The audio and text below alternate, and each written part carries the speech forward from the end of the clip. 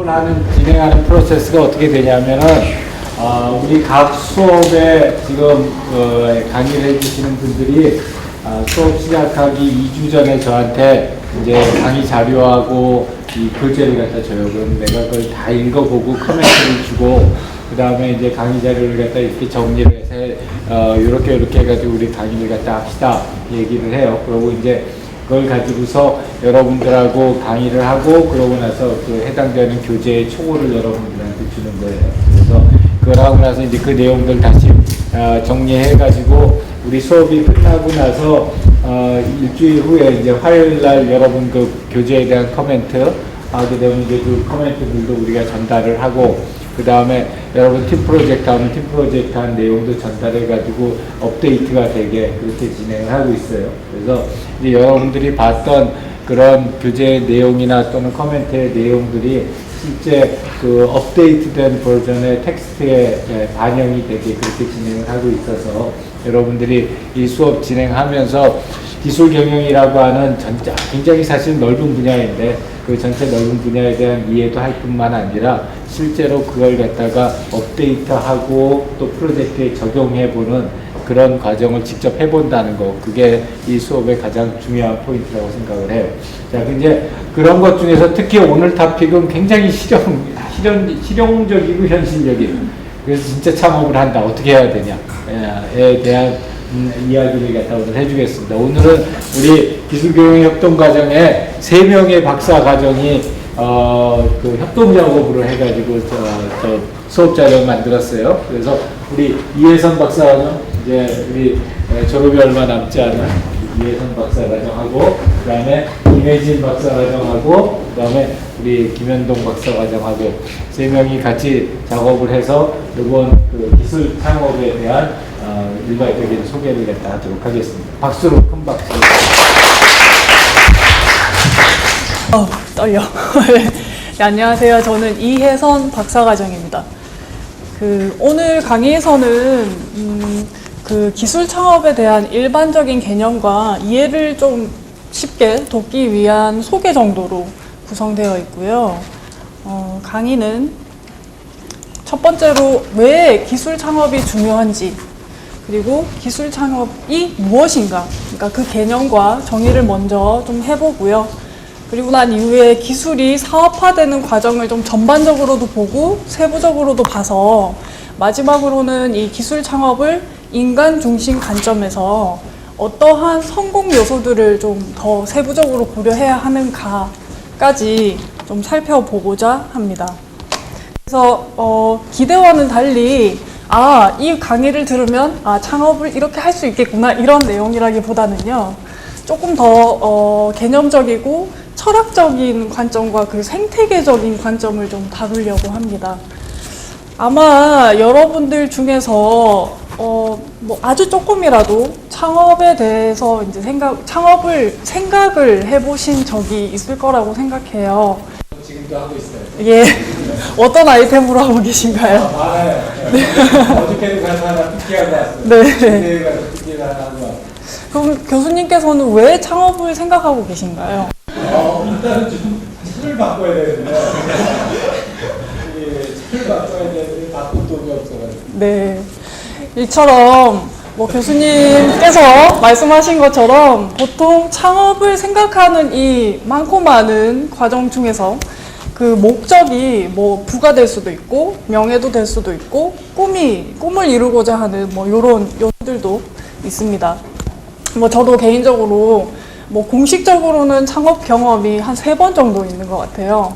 그 이전에 무수히 많은 비대외적인 음지에서의 이 장사까지 포함하면 엄청 많은 뭐 시행착오와 뭐 이런 경험들이 있는 것 같은데, 그 공식적인 창업은 첫 번째로는 제가 학부 때 워크스테이션을 조립을 하고 뭐 SI 업체로서 뭐 네트워크 이렇게 설치도 해주고 뭐 이런 것도 한번 해봤고요. 그리고 이제 한국에 들어와서 뭐 2G 모바일 시대 때 QR코드 2007년쯤에 QR코드를 가지고 커뮤니티 서비스를 좀 구축을 해서 사업을 좀 크게 하려고 했었던 경험도 있었고요. 그리고 가장 마지막에는 전통 굴뚝 산업에서 통신 단자 제조업 그 공장도 한번 운영을 해보고요. 뭐 이렇게 좀 뭐 다양한 뭐 대박은 아니지만 그래도 똔똔 수준에서 좀 다양한 창업 경험이 좀 있는 것 같습니다. 그러니까 저처럼 그 대부분의 창업들은 이 동기가 어느 날 갑자기 탁 이렇게 생기는 게 아니라요. 그러니까 뭔가 아이디어를 기반으로 이 아이디어를 실현을 하는 그 과정 속에서 모티브가 생기고 조금 더 구체화가 되고 그 구체화하는 과정에서 뭔가 기술이 획득이 되고 도구나 자원들이 이렇게 모아지면서 실질적인 창업으로 이렇게 탁 만들어지는 좀 특성이 있어요. 자, 그런데 그 생각 같은 이 꿈과 이 핑크빛 환상과는 달리 그 현실 속에서의 창업은 실패율이 굉장히 높습니다. 뭐 다 아시겠지만 그 기존에 이미 사업을 수행하고 있는 중소기업들, 그러니까 자사만의 경험과 많은 자원들을 가지고도 신제품 개발을 시장에 출시를 했을 때 성공률은 1%밖에 안 된다는 거죠. 하물며 이 창업, 스타트업들이 신제품을 개발을 해서 시장에 출시를 했을 때 성공률이란 아마도 1% 미만대로 들어가지 않나 하는 생각이 듭니다.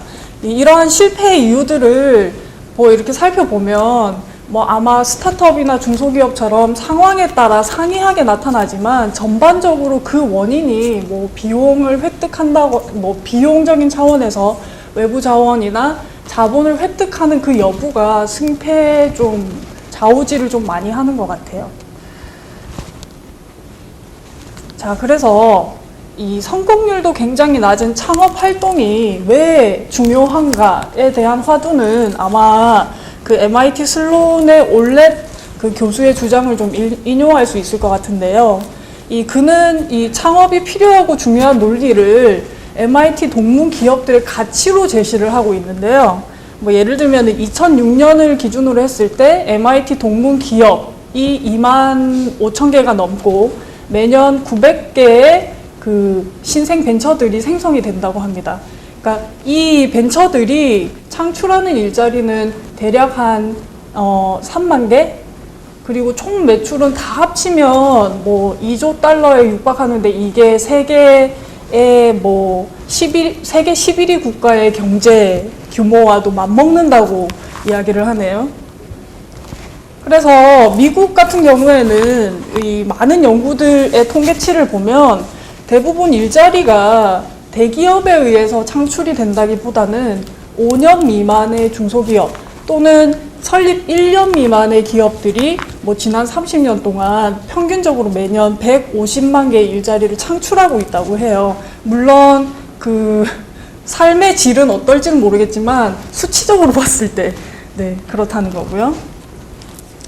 그래서 이 대기업의 개체 수보다는 중소기업의 그 수가 아무래도 양적으로 많다 보니까 당연히 통계적으로 보면 일자리 창출도 중소기업이 더 훨씬 몇 배나 많은 거죠. 제가 최근에 본 기사 중에서도 그 뭐 이런 게 있더라고요. 대기업의 뭐 고용자 수가 뭐 계속 줄고 있고 평균적으로 그 경제 성과 창출에 비해서 그 대기업에 종사하고 있는 직원들의 수는 매년 비슷한 비율을 가지고 있는 반면에 중소기업은 그렇지 않다. 매해 늘고 있다. 뭐 이런 기사들도 본 것 같은데요. 그 뭐 한국의 경우에도 뭐 2015년 6월까지 뭐 조사된 결과에 의하면 그 대기업에 근무하는 청년층의 비율이 22.7%? 그러니까 5명 중에 1명꼴로 이제 대기업에 종사하고 있는 걸로 나타나고는 있지만 사실상 2005년의 그 통계치에 비하면 그 7.5% 정도 하락한 걸로 지금 나타나고 있고요. 그래서 최근 10년 동안 그 대기업에 근무하고 있는 그 청년층의 비중이 뭐 아주 많이 줄어들었다. 뭐 이렇게 또 이야기를 하고 있습니다. 자, 이런 배경으로 최근 그 기술 창업에 대한 가치와 중요성이 굉장히 부각되고 있는데요. 왜 이런 현상이 일어나는가에 대해서 한번 생각을 해보면 첫 번째로 일반 창업과 기술 창업의 지속력의 차이가 좀 존재하고 있지 않나 라는 생각도 듭니다. 왜냐하면은 이 표에서 지금 보시는 것처럼 한국은 생계형 창업이 어느 국가보다 매우 높습니다.